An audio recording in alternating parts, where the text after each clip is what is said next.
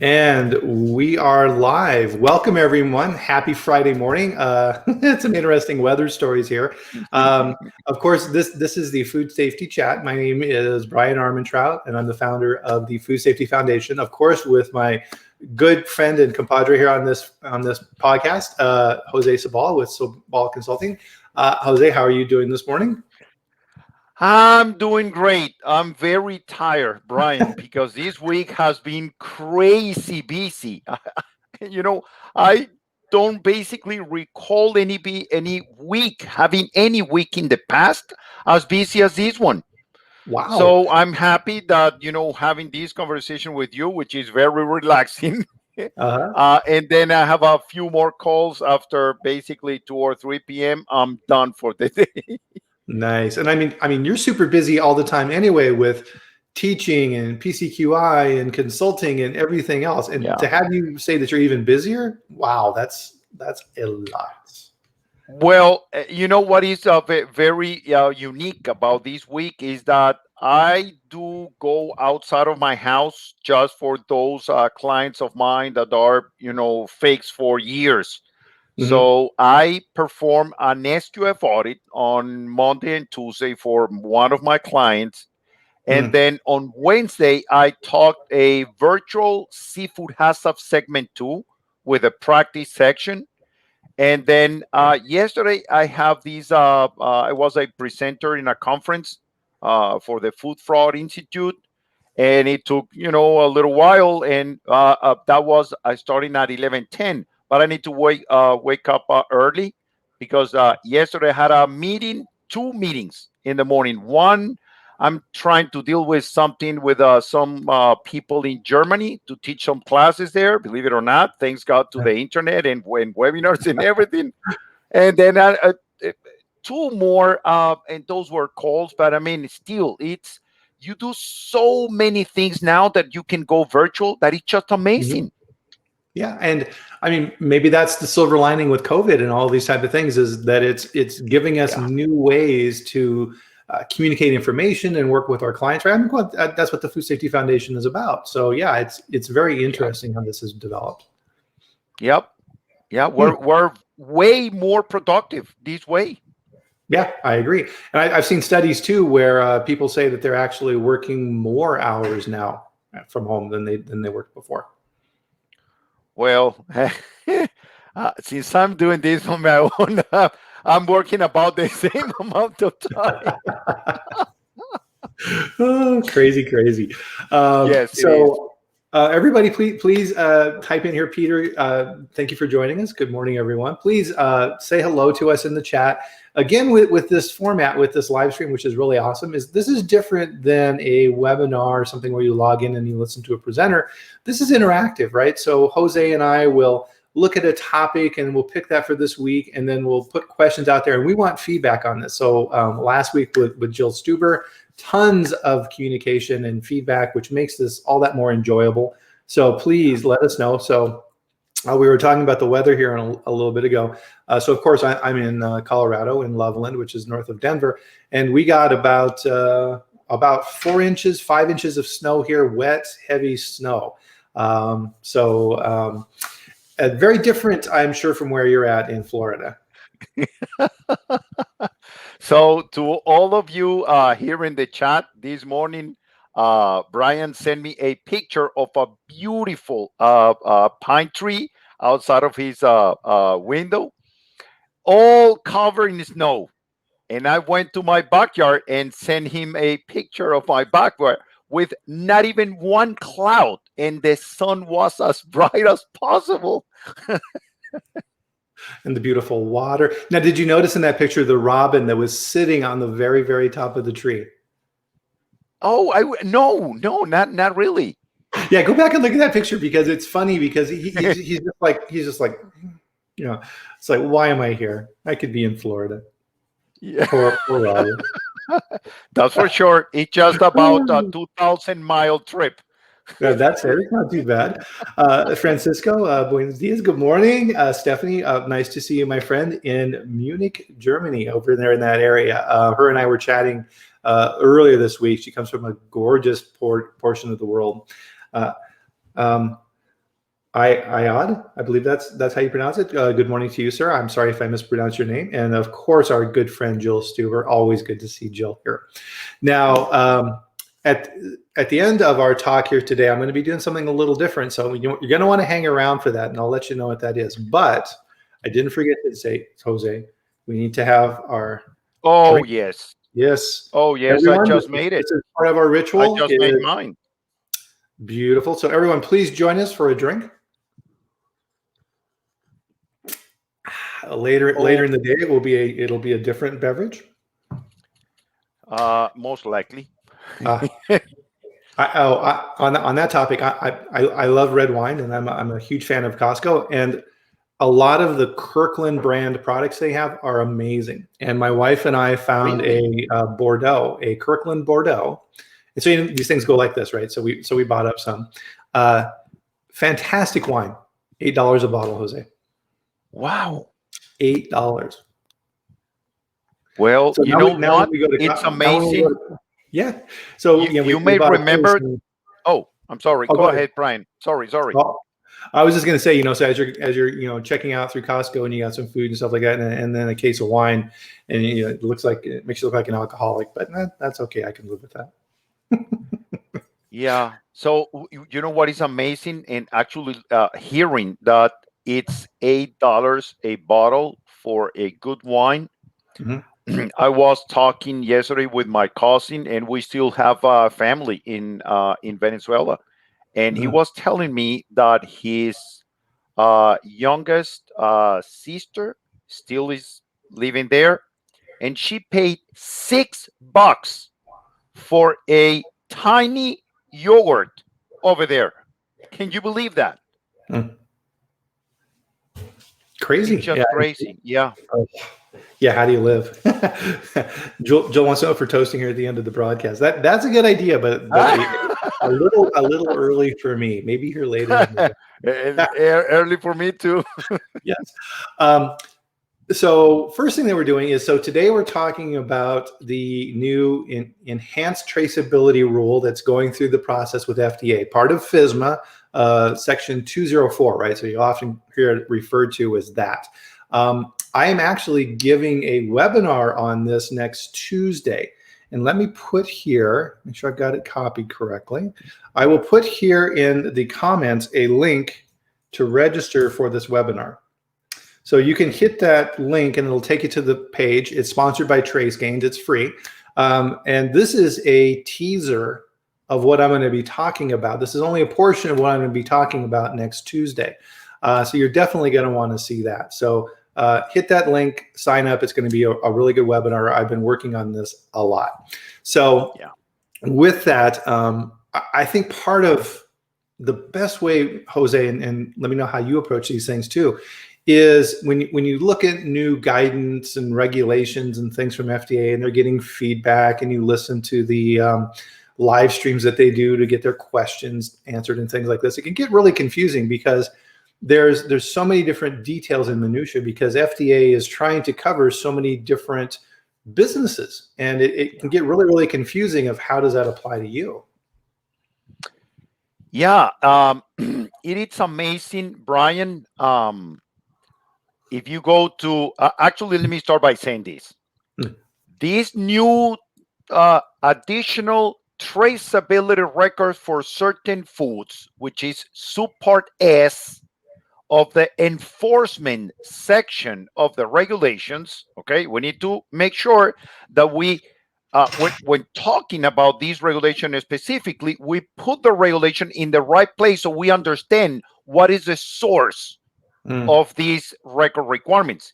Is part of the enforcement of the regulation, and is subpart S of chapter number 1, part number 1, 21 CFR, part number 1. And it starts in 1.1 is because it's the enforcement section. 1,300 section is the first one. So it's about enforcement. It's about making sure that those records are required. And there is a lot of things there saying, those that are in the food traceability list, the requirement to keep those records is mandatory. There is no way to go around that. Right. And I think really with this too is why is FDA looking at this? And I think a lot of this comes back to Frank Giannis at FDA. So Frank, of course, before that was at Walmart and Disney, and he worked in the industry. So he understands the world of business and manufacturing and distribution and how these type of things happen. And of course, when he got to FDA, right, we had the smarter era of food safety as kind of this massive blueprint of what the FDA wants to do in the future. This is one teeny little piece of that, right? So they're kind of pulling back the curtain and saying, here's the different things that we're going to be executing with this. And that's a good point to remember on this too, Jose, is that this is not the end product, right? And FDA has said, this is the first step, right? This is what we want to do for traceability, right? So don't think that, we're good. Nope. This is just the beginning. And there's really a famous story with Frank, and I interviewed him on this on blockchain, and we got to talking about this too, was mangoes, right? So at the time, there was a recall on mangoes from Mexico, I believe, and traceability was horrible, right? They couldn't figure out who it came from. They couldn't figure out who the growers were. They would go back at the information. They would have to change it, and it was a nightmare. And I think that really stuck with him. You know, he was just like, why do we have this pain? As a giant retailer, you know, Walmart, I can't be devoting this much time to this issue, right? So he's carried that with him to FDA and said, all right, we're going to fix this. Right, we're going to fix this, and that's what we're seeing right now with this enhanced traceability rule. Yes, I agree 100%. Now, the other thing, besides having Frank pushing for these, which again, it's one of the pillars of the smart area of food safety. So again, that's a scope of the FDA right now. Right. Remember one other thing, and you mentioned this morning. FISMA, and I'm talking now about the law, not the regulation. In the law, one of the sections 204 talks about defining what is a high risk food. Mm-hmm. And based on what you can read in this regulation and what you can actually read in the law, and looking at the model that the FDA created on how to define what is a high risk food, oh my goodness, there is a very real reason why those products in the food traceability list belong to that list. Mm-hmm. And what's interesting about the food traceability list is that essentially FDA has done a hazard analysis on the supply chain for the US.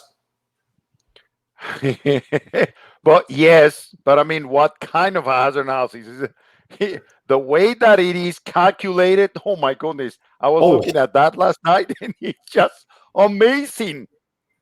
Very complicated. Yes, very, very complicated.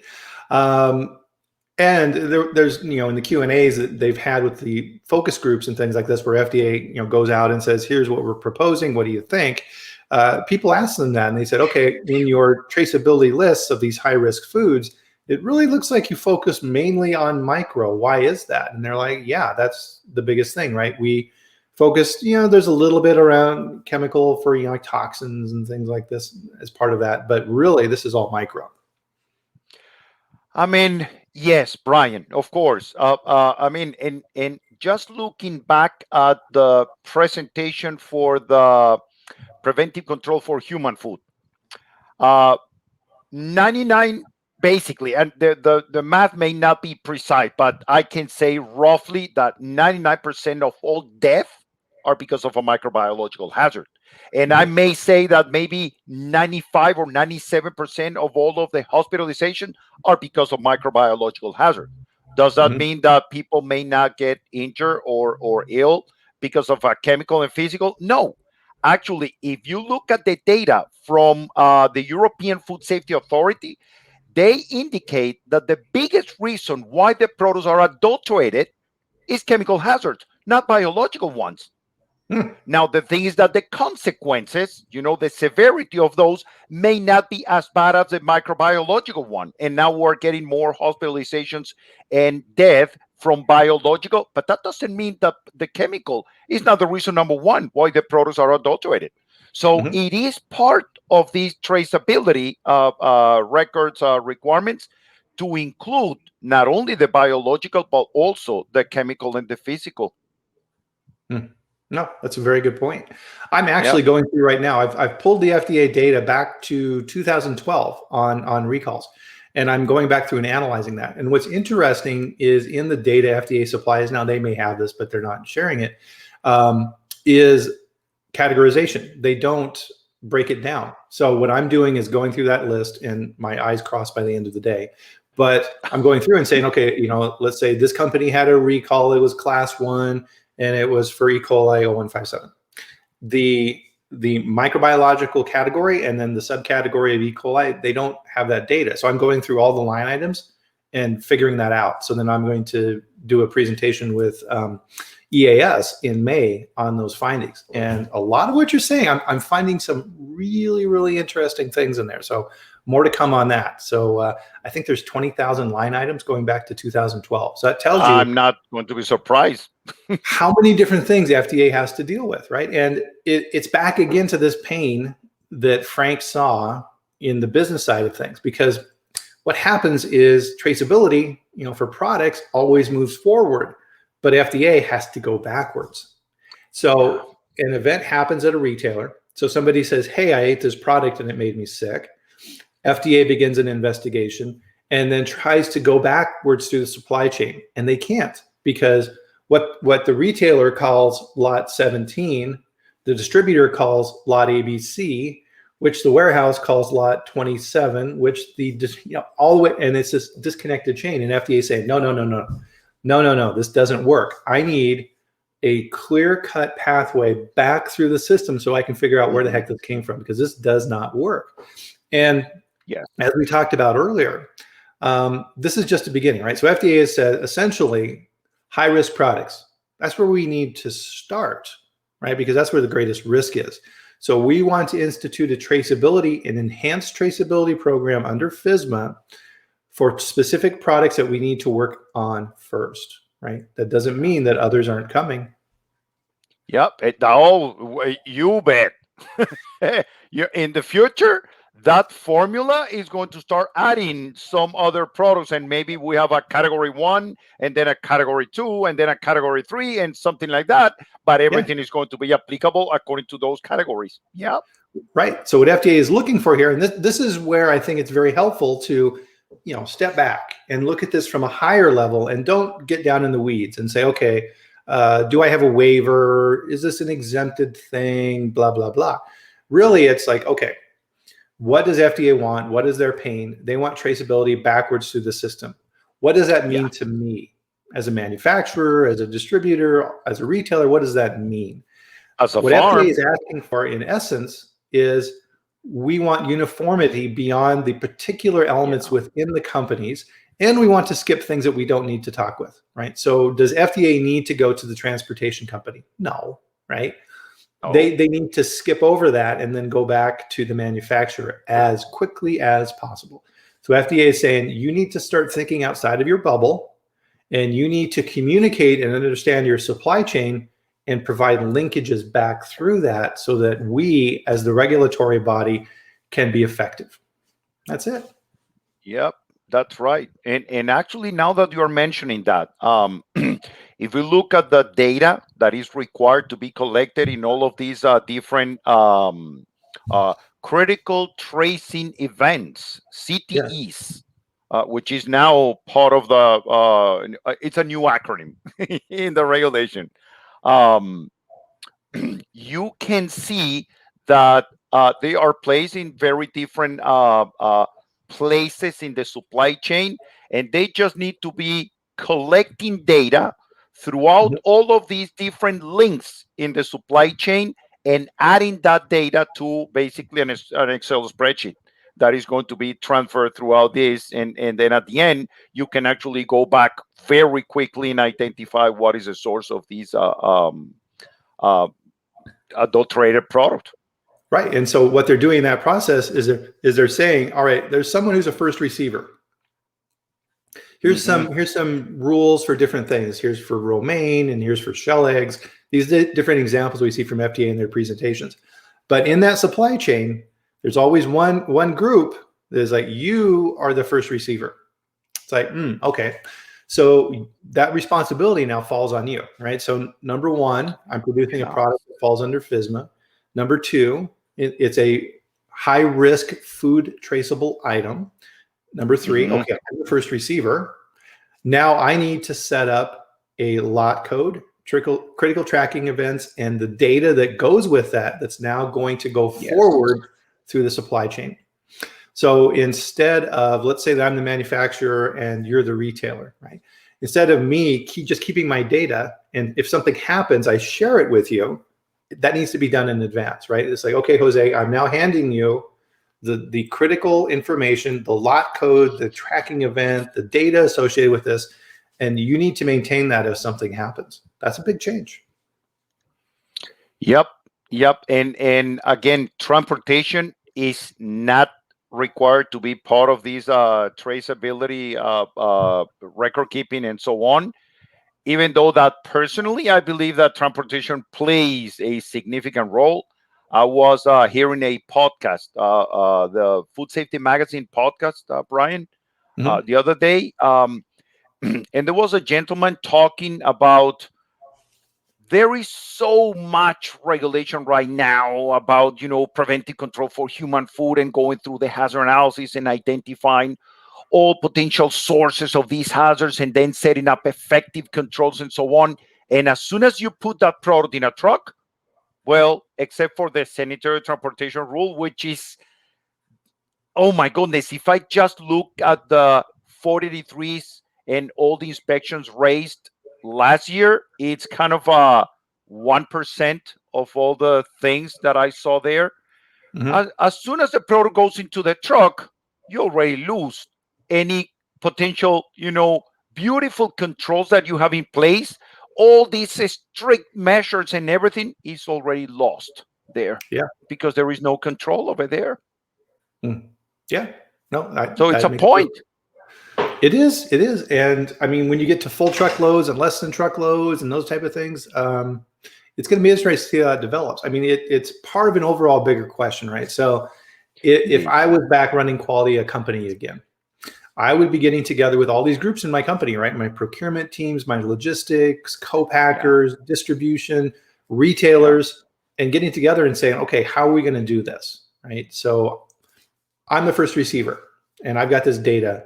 What is the best way to communicate this through the supply chain so that when FDA shows up and they have a question, because under the regs, you have 24 hours to give them that data, right? No ifs, ands, or buts. You have to have that, all of that information back to them. How are we going to for 2 years, you need to keep those records. Yeah, absolutely. It's interesting that they came up with the 2 years. I mean, generally, my rule has always been twice the shelf life, but I would imagine 2 years pretty much covers almost everything, right? There's going to be very few things. And if you have a shelf life longer than that, it's not going to be high risk anyway, right? Salt's good forever, but it's not going to cause a problem. So it may taste horrible, but it's going to be safe. Definitely. So what we're trying to do here, guys, is our thoughts and impressions and take what we have with this data from FDA and all of the acronyms and new terminology and everything else and try and translate this into the real world. So definitely let us know, what are you thinking on this, and give us your questions. Francisco's got one here, Jose. So who would be the first receiver of a lettuce producer that picks product in the field, the cooling facility or the distribution center where the product is sent to? A first receiver is the one who takes possession of the product, correct? Let's see. One of the examples that they give is fresh cut romaine as a high risk item. So in that slide that FDA has, here's the chain of events for FDA.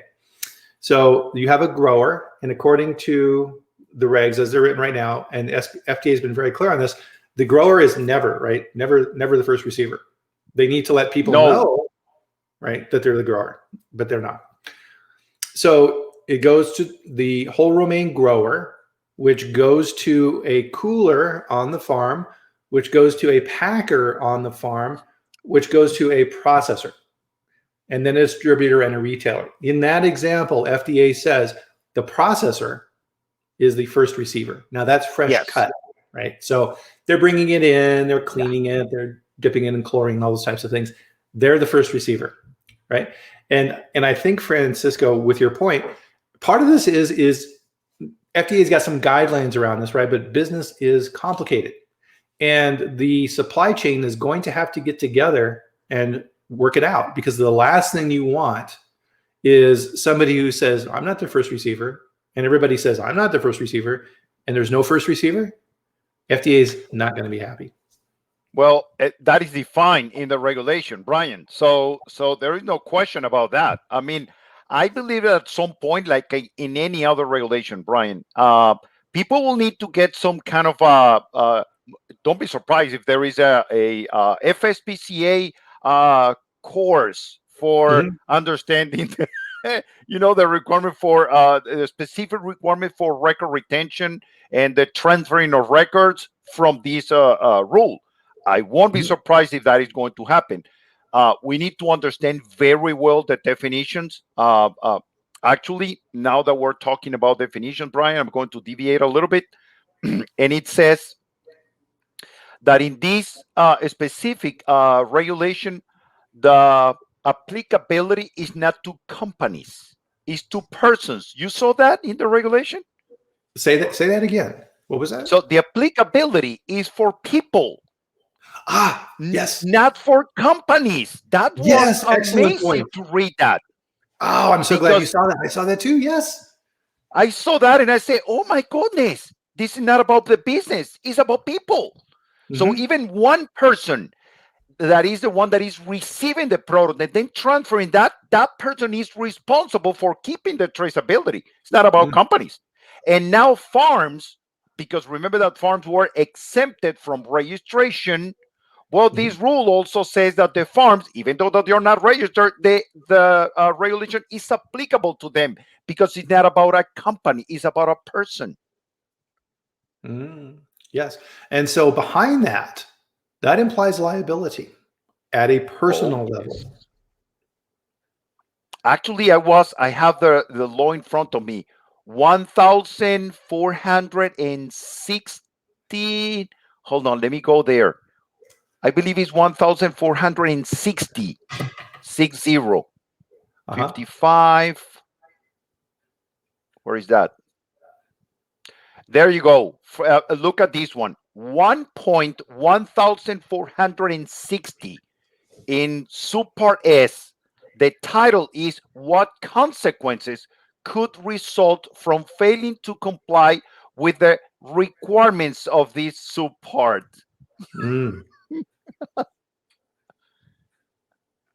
And I'm not going to keep on reading because we can spend the rest of the day here, but it is a prohibited act, not maintaining the records that are required in the regulation, period. Yeah. It's interesting, right? So, I mean, we've seen this with FSMA, right? You have the PCQI, the Preventive Control Qualified Individual, who's responsible for the records in the company. So now they're saying an entity, a person within an entity who's responsible for this data, for communicating this information, is responsible. So underline that, guys. You need to figure out in your organization, just like a PCQI, if you are a first receiver, who is responsible? And I will say, Bryan, that is not just about the first receiver, because some of the examples provided during FDA sharing the information that they have is about understanding the different links in the supply chain and which are the specific responsibilities of each of the people on working on each of those links, how they receive information from the previous link and how they send information to the next link in the supply chain.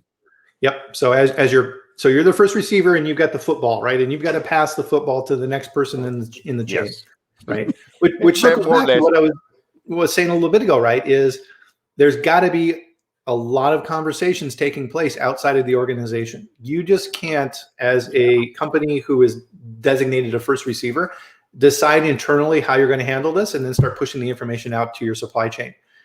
It's not going to work, right? They need to understand, and there needs to be consensus for all these different groups. There's going to be a lot of work around this, that's for sure. And the other thing, Bryan, remember that this is applicable to also foreign facilities. Yes. So anyone that is, I don't know, there is a farm in whatever, Costa Rica, Thailand, South Africa, whatever, and that is the source of the product. Well, this regulation is going to apply exactly the same to all of them.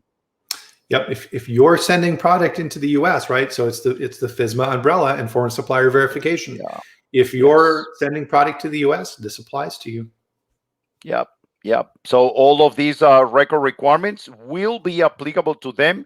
And actually, when I was reading 1,460, it says that one of the measures is that the products are going to be rejected at the port. They're not going to be allowed to come in. Mm-hmm. Right. Let's see. So Francisco says, let's see. So he had a follow-up here. So yeah, the fresh cut romaine example, he agrees on that. I was referring to field packed. I mean, so this is part of the difficulty with the reg, right? Is once you get down into really, really specific things, it's hard to tell, right? But if you look at the high risk food list, and I mean, there's a lot of produce type items on there, right? There's cucumbers, herbs, leafy greens, melons, peppers, sprouts, tomatoes, fruits on trees, right? All these type of things. So leafy green. So you're going to start in that category. And then you need to look at it and say, all right, well, number one, is this leafy green on the traceability list? Yes, it is, right? Yep. So now you need to look at the supply chain and figure out how that is managed. We know that the farm is not the first receiver. They need to designate, but who is, right? That needs to be figured out. It circles back, Francisco, I think, to the conversation we're having, right? Is as someone who's going to be responsible for putting this in place within that supply chain as one piece within that, you need to reach out and figure this out, right? Because there's all the different nuances, right? And well, you know what, Bryan, there is a similarity there with the in FSBP. When I'm teaching the FSBP, we need to identify who is the FSBP importer. And by definition, is someone that is in the United States. And besides that, is the person that is going to be the owner or the consignee. And if those two do not apply, is going to be the agent of the company, representing the company, but that person must be located here in the United States. So it is possible that under certain different scenarios, many companies may fit to be the FSBP in different scenarios. And it is the responsibility, and this is written in the regulation, it is the responsibility of all of the parties to get together, agree who's going to be the FSBP, and then that, I'm going to say, institution or person, could be an agent, is going to be responsible for developing and implementing the FSBP program. That's an excellent So here example. is going to be something similar. You know, there must be clear definitions. Who is and this is a new definition that I saw who is the originator? Is a new definition in the regulation. And who is the first receiver? And then who is a creator? And who is, what was the other term that they use besides the creation? Transformation. Oh, transformation. We need to understand this terminology before we get into the details about this. But yeah, I think that the FSVP example is perfect because so I had a company, a client I worked for who was a coffee company, right? And so of course you're importing coffee beans into the US, and these were green beans, and they were being brought in and stored in a warehouse and then brought to the factories as they needed them. So we had to go out and understand that supply chain to figure out who owned the product.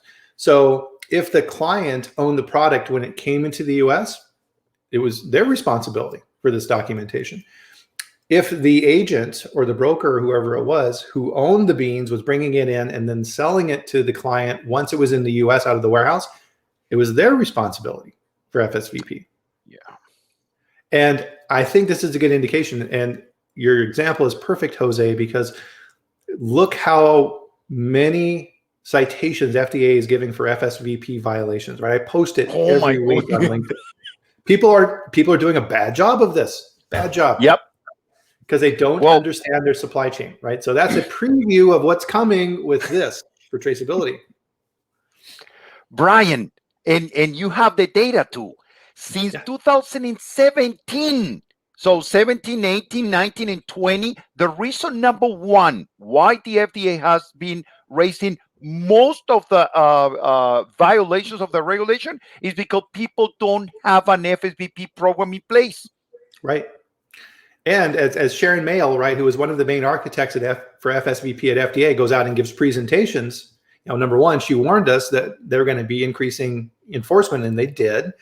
And she also stated in there, if you want to really irritate the agency, put in the information that's incorrect. And if you send us to a warehouse, now I'm paraphrasing here, she wasn't this blunt, but if we go to a location that's listed as the agent or the consignee or the owner of the product and there's no product there, we're not going to be happy, right? Nope. Now imagine that FDA is in a class 1 recall situation and they're looking for this critical traceability information, and they go to those locations and you don't have it, right? You're getting a warning letter or worse. Terrible. Yeah. That is going to be really bad.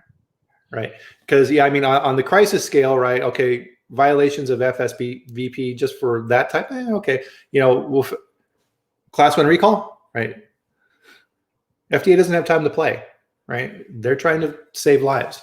So it's going to be very interesting on that side. That's a really good point, Jose. Thank you. Let's see what other questions we have here. Jill is wanting to know what support are industry groups doing to support coordination and consistency? I don't know. Jose, have you seen anything at this point? Oh my goodness. Not that I can think of right now. No, I haven't either. Yeah. That's a good one, Joel. Search about that. We'll follow up on that. That's a good one. Yeah. Raphael, good seeing you, my friend, is working on a hydroponic solution where the grower is the packer. Many companies are making huge installations, and I am designing as more human managed. So there's work going on that side, which is great. Joe wants to know, how does the transfer of responsibility from business to person impacting things going forward? We'll find out. We will find out, right? So as we know from like Bluebell ice cream with their big Listeria recall, right, is if FDA chooses to enforce those requirements and those responsibilities for individuals, and they go with DOJ, the Department of Justice, under the Park Doctrine, they are prosecuting individuals, right? The former CEO, Mr. Cruz, is the person being prosecuted, not Bluebell. He is, right? So there's definite implications there. Yeah. Yep. And you mentioned the Park Doctrine. I will go one step further than that. In the law in the United States, we have the strict product liability, which is a kind of a background to make sure that every company in the United States, not just for food, for every product that is manufactured, whomever is the head of the company is strictly responsible for the safety of the products or the services that they provide. Right. Period. You can't say, as a CEO, you can't say, nope, that's operations, that's quality. Yeah, right. Nope, does not work. So we're hitting on some key points here, right? So we've talked about enhanced traceability and who that applies to. We've talked about the food traceability list. We've talked about the first receiver. So the first receiver, there's two different buckets of data here. And I think there's also a parallel with FSMA here too, right? There's the critical tracking event and the key data elements, right? Of which when you look through and you read the information on this from FDA, very vague, right? Well, one thing that I'm going to say as of right now, Bryan, remember that as of right now, and I'm going to repeat myself, we are in the proposed rule. Okay, so some things may change.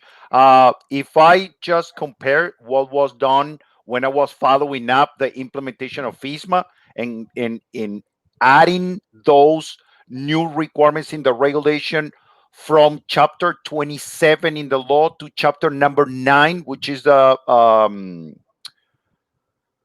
Federal Food, Drug, and Cosmetic Act, and then the different sections and how those were added. Well, this is about the same.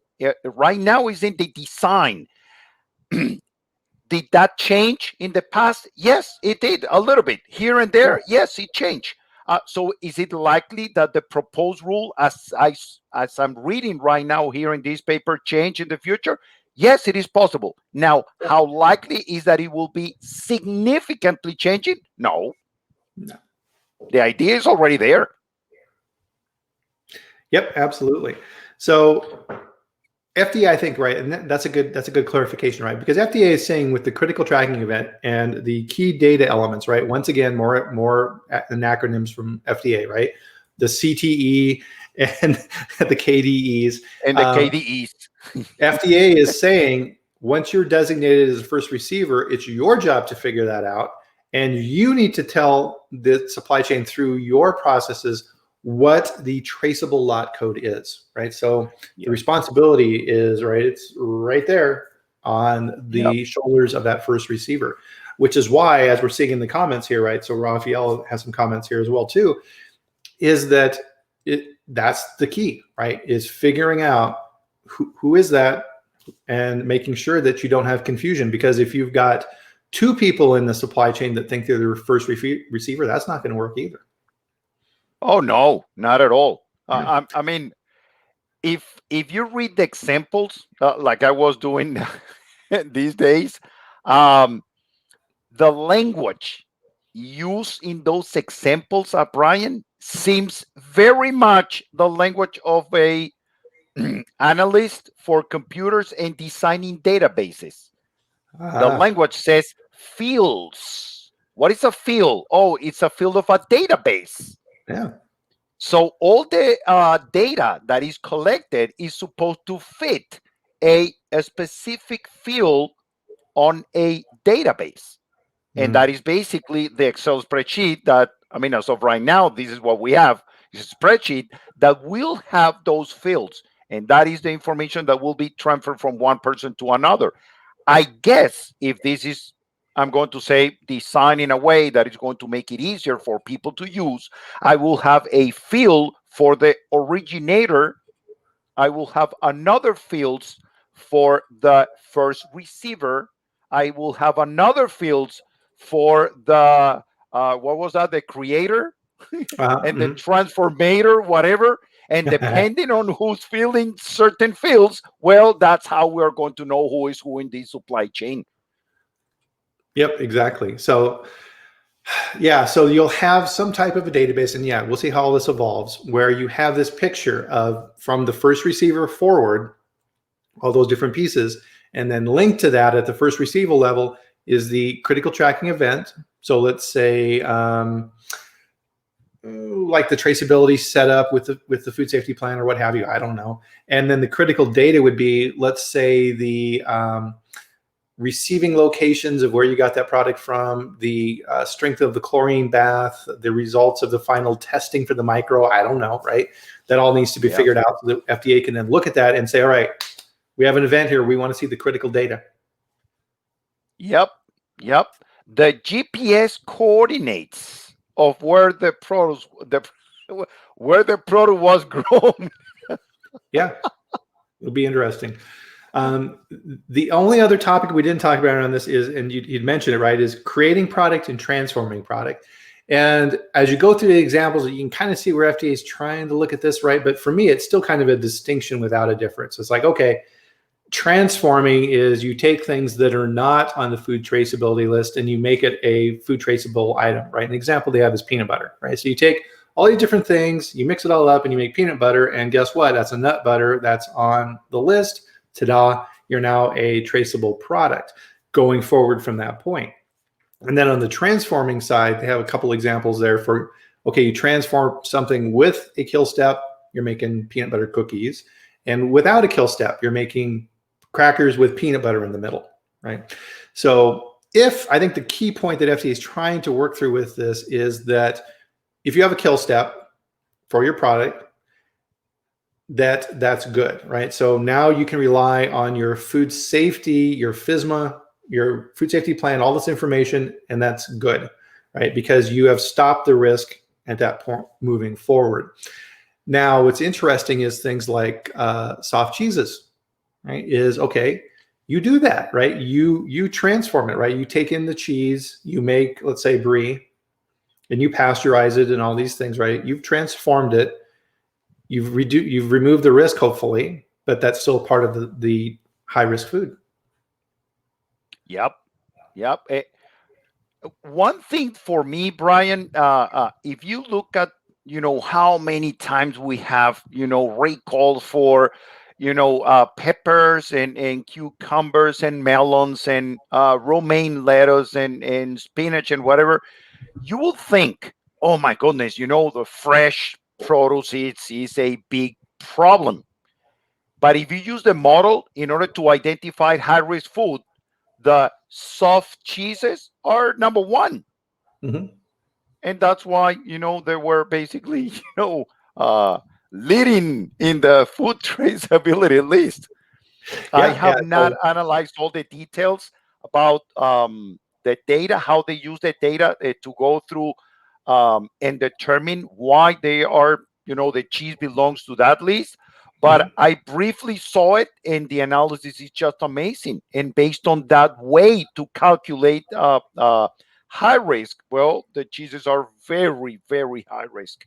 Yeah, absolutely. So I think, and so Francisco's making a point here too, with like receiving, production, shipping, reconciliations, main categories, right? And he's Yes.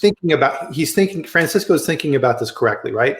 Is that, and this goes back to what we talked about at the beginning of our conversation, Jose, is that if you try and figure out every permutation or example or counterexample, you're going to drive yourself nuts, right? You need to bring yourself back up to the 30,000 foot level and think about these things in principle, and then dive down and apply it to a particular instance, and then go back up to recheck that, right? Because if you try and do it for all these things, which FDA is trying to do, right, it gets very confusing. So try and figure it out from your viewpoint first, and then venture out from there, right? Because you're going to need to understand these for a variety of different things.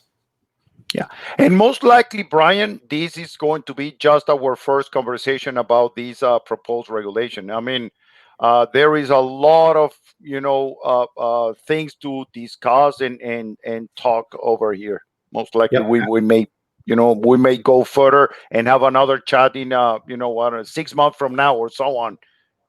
Yep, absolutely. And so as usual, Jose, time is up. I don't know where it went again. So everybody remember on Tuesday, right? The link is in here for that webinar. If you can't find the link, just go to Trace Gains and look at their webinars and sign up for the one on Tuesday. It's at, what time is it? It's at, I believe, 11 o'clock my time. So 1 o'clock your time. And we'll dig into this more, right? So there's more in my presentation than what we've talked about here today. I was also thinking about here this morning, something that I wanted to do as well is I happen to have a copy. So this is my book, Jose. I wrote this book a few years ago, and I got a copy here, and I want to give it away to one of our viewers. So email me at my email address here, and the first person who says, "Send me the book," I'll send you the book. Oh my goodness! Can I participate? I am sorry. You're part of the corporation. You cannot apply. But thank you very much, Bryan. Right? I mean, tons more to come on this, and I'm sure, like you said, Jose, we'll be talking about this more. Everybody, thanks again. So Francisco, Rafael, Jill, everyone, Stephanie, appreciate all your comments. That makes this worthwhile watching this. We really appreciate it. Everybody, enjoy your weekend, and we will see you back here next Friday. I'll be here. I think, Jose, you're busy again, right? The busy man that you are. Hold on. Let me tell you right away. Busy? No. I have next Friday. Okay. Well, there we go. Either way, we will be here, and we'll bring up another topic and enjoy our food safety chat. So everybody, have a great weekend, and we'll talk soon. Bye-bye, everyone. Have a good one.